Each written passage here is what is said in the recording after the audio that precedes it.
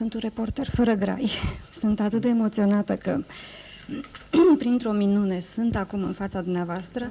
V-am pus atâtea întrebări de foarte mult timp, încât acum când v-am văzut aici, emoția mi le-a tăiat pe toate.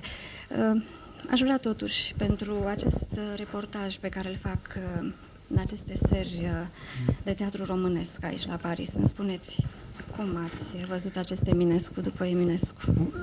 Extraordinar este nu știu care e termenul românesc pentru bulverse, adică am fost Răvășit.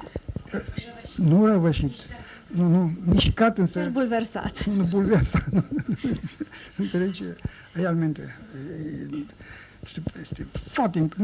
Știam că e interesant și perfect în text, bulversant, cum sună, dar m-a depășit formidabil. V-am auzit jos spunând un lucru asemănător, a spus, mă așteptam să fie foarte bine, dar nu în halul ăsta. Da, asta e expresia. Nu, formidabil. Am impresia că mă întorc la originile României, știi, oarecum. Ne întoarcem cu toții. Ne întoarcem cu toții. Nu, la spectacole cu astea te reconciliază cu trecutul, știi, și cu tot ce s-a întâmplat în istoria României. Este formidabil. În tot cazul, dacă n-am fi avut pe Eminescu, trebuia să ne dăm demisia. Realmente.